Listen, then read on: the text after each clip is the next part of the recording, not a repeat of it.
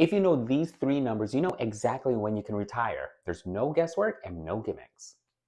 Now, here's the issue. I come across a lot of headlines that will tell you you need $1 million or more in order to retire safely. And there's going to be some other headlines saying that, you don't really need that much. And so when you get all of these conflicting type of headlines, things get really, really confusing. So I'll come across some clients that, they honestly get confused of which rule to follow. And totally understandable. But in this video, let me break it down. There's really only three numbers that you need to calculate, and really anyone can calculate this, that will really map out when you can retire. The first number you want to calculate is going to be your retirement income. This is not your net worth. It's not any other number. It's the actual number that you need in order to survive. So let's say that you're earning about 100,000. Rule of thumb, the income that you need is about 70% of pre-retirement income. So 70,000. Okay. Now, depending on your expenses, it could be more than that. It could be less than that. There are going to be some arguments saying, you really should take the expense approach first. That is a valid point. However, if you are not the type of person to track every single expense, and you're just not that person to begin with, then the 70% rule, it isn't a bad rule of thumb. So start there, and you want to make sure that you can survive in your future years with about 70% of that annual income. Now, the second number to calculate is going to be your retirement assets multiple. Now, what is that? Take the total sum of all your retirement accounts, and you want to make sure that it is enough in order to satisfy that income. So let's say that you have a plan of retiring around 67, then your entire retirement portfolio should be valued at about 10 to 12 times your salary at that point. So you're looking at, let's say if you earn a salary of about 90,000, you're looking for a retirement portfolio amount about 900,000, upward about 1.3 million. If you have plans on retiring a little bit earlier, then you're looking about 12 to 15 times as much. But that will kind of give you a ballpark figure of how much that you actually need. Now, you want to make sure this does not include things like your savings account or the equity in your home or your child's college fund. This is strictly for retirement accounts. Now, there is going to be some pushback when I bring up the topic of Social Security. That's a big elephant in the room.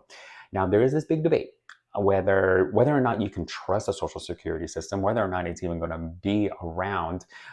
My opinion, there are going to be a lot of reforms by the time you see this video, and maybe you're in your 20s or 30s, or maybe you're in your 50s. There's still going to be some reform in the Social Security program. I don't think it's going to vanish altogether, but you may not get as much as you expected. You get your statements in the mail. You may or may not be able to sufficiently rely on that. So, albeit as it may, that is a variable in your retirement planning. You do want to run two different scenarios. One, if the worst case scenario, if the Social Security program does disappear altogether, you still have some type of you still have some knowledge about what to do. And then you use your best case scenario, take those statements that you get from the Social Security Department, and then calculate that and see what numbers that you get. But the second number to review, you want to calculate your retirement assets multiple. Now, the third number you want to calculate is your safe withdrawal rate, and the industry standard is about 4% of your total retirement accounts. Now, what that means is, let's say that you saved up $1 million in your retirement accounts. Withdrawing 4% can last you, adjusted for inflation, can last you about 30 years or so.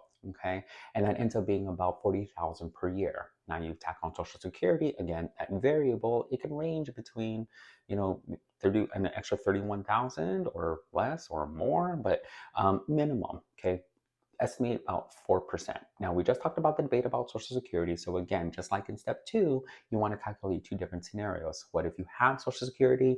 What if you don't? But general rule of thumb, estimate for about 4% for the safe withdrawal rate. Now, the bonus step is we just touched upon inflation.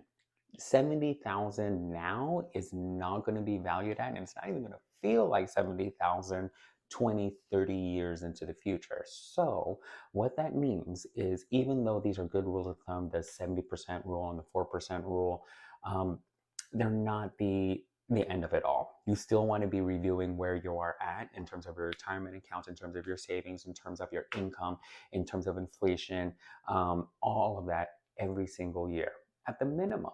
Okay, so you want to make sure that you are understanding that in the ebbs and flows of the economy, that the inflation rate does fluctuate and it does impact that date when you can retire.